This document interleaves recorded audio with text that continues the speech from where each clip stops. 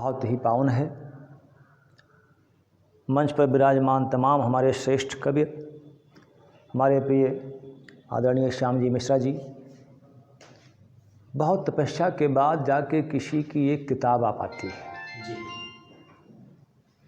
और किताब ही हमको रखती है जीवित। ये पक्का है कि हम कब चले जाएं कोई पता नहीं है। बहुत आए चले गए। हम कलमकार अपने समय के समीक्षक, दिल बहलाने की कविता गज़ल वगैरह लिख करके अमर होना संभव नहीं है। जब तक आप काल के गाल पर थप्पड़ नहीं मारोगे तब तक आप कभी नहीं हो सकते। मैं गुजारिश करूंगा कि ना कोई छोटा होता इसमें, ना कोई बड़ा होता इसमें, जिससे जो सलाहियत हो सके वह अपने बंधुओं से लेते रहें। आज के दौर को देखा जाएगा तो साहित्य का मंच कई टुकड़ों बटा हुआ है। कहीं लोग अपने आप को चाहते हैं फफ्फा कहा जाए मुझे, ये कुछ कारण होता है। मैं चाहता हूं कि सब मिल करके एक युग का निर्माण किया जाए। हर काल का नाम हुआ है सिंह साहब, इस काल का क्या नाम रखा जाए। हमने कभी कहा था सरस जी से, एक नाम तलाशो जिसका प्रचार किया जाए। यह कौन सा काल चल रहा है, मैं आप लोगों से आग्रह करता हूं उसका तलाश करिए आप लोग। वो अलग बात है, आपकी ये सोच है, तमाम भाई बैठे हैं, पूरा हिंदुस्तान खाली पड़ा है, इस पर चर्चा किया जाए कि इसका नाम क्या दिया जाए। एक कुछ शेर लिखा था मैंने इसी बिंदु पर कि गज़ल के शेर कुछ हिंदुस्तानी छोड़ जाऊंगा, गज़ल के शेर कुछ हिंदुस्तानी छोड़ जाऊंगा, तुम्हारे दरमियाँ अपनी कहानी छोड़ जाऊंगा, तुम्हारे दरमियाँ अपनी कहानी छोड़ जाऊंगा। और लगी है आग नफरत की मेरे बच्चों बुझा देना, लगी है आग नफरत की मेरे बच्चों बुझा देना, तुम्हारी आंख में 2 बूंद पानी छोड़ जाऊंगा, तुम्हारी आंख में 2 बूंद पानी छोड़ जाऊंगा। और जड़ें पाताल में जिसकी, जड़ें पाताल में जिसकी, तना आकाश छूता है, जड़ें पाताल में जिसकी, तना आकाश छूता है, पुरानी सभ्यताएं खानदानी छोड़ जाऊंगा, पुरानी सभ्यताएं खानदानी छोड़ जाऊंगा, लगाकर नीम पाकड़ बेल बरगद आम व कटहल चमेली और जूही रात रानी छोड़ जाऊंगा, छोड़ जाऊंगा। और आखिरी शेर है कि जिगर के खून से कुछ आंसुओं से गीत लिखकर मैं, जिगर के खून से कुछ आंसुओं से गीत लिखकर मैं समय के गाल पर तिल की निशानी छोड़ जाऊंगा,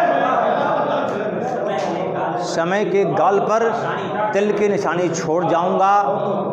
मेरा अनुरोध है सबसे, आप पूरी उम्र में 4 पंक्तियां लिखें, लेकिन समय की समीक्षा करें। किस विधा में कहा जा रहा है, तमाम रस है। कुंडलियां हमारे श्याम जी ने लिखा है, और मैं देख रहा हूं शुरुआत से कि कोई विषय छोड़ा नहीं गया इसमें।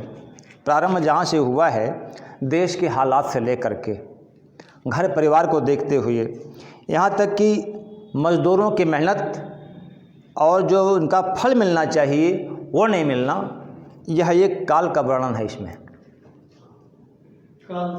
इसको पढ़ने के बाद लोग जान जाएंगे, समझ जाएंगे कि यह 21वीं सदी की किताब है। इसके विषय में तो मैं इतना कह सकता हूँ कि जब हमको लोग तलाशेंगे मर जाने के बाद तो कहीं नहीं पाएंगे, पर यहाँ ज़रूर पाएंगे। तो इस काव्य गोष्ठी को, विमोचन को मैं धन्यवाद देता हूं आप लोगों को। आप लोगों का साहस है, प्रेम है, सौहार्द है कि हम जैसे अदना व्यक्ति को भी यहाँ आपने अच्छा स्थान दिया है। मैं तो ये महसूस करता हूं कि जब कोई अपने घर में मेहमान नज़र आता है, जब कोई अपने घर में मेहमान नज़र आता है तो जमी पे उतरा हुआ आसमान नजर आता है।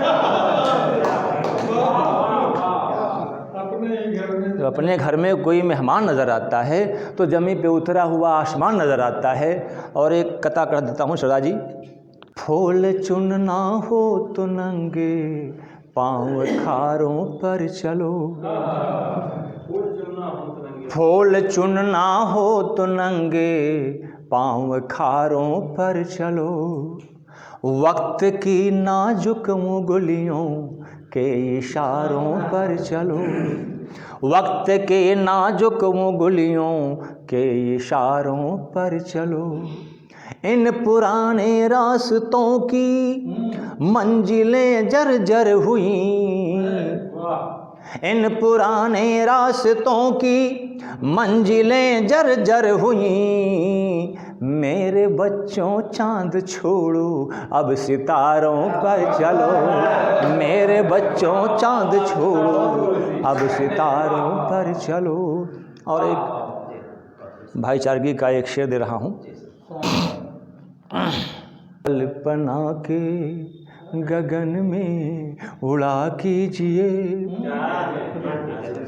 कल्पना के गगन में उड़ा कीजिए, पर मेरी धड़कनों को सुना कीजिए, पर मेरी धड़कनों को सुना कीजिए, ता कयामत सलामत रहे एकता, ता कयामत सलामत रहे एकता, एकता ता कयामत सलामत रहे, एकता ता कयामत सलामत रहे।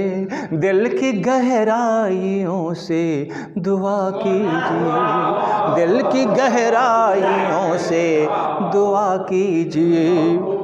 और जब किताबों को पढ़ने से फुर्सत मिले, ज़रूर पढ़िए, जब किताबों को पढ़ने से फुर्सत मिले, तब निगाहों से चेहरा पढ़ा कीजिए, तब निगाहों से चेहरा पढ़ा कीजिए। कोई छोटा बड़ा है यहाँ पर नहीं, कोई छोटा बड़ा मुझको दिखता नहीं, दायरा सोचने का बड़ा कीजिए, दायरा सोचने का बड़ा कीजिए। आप लोगों को बहुत बहुत धन्यवाद।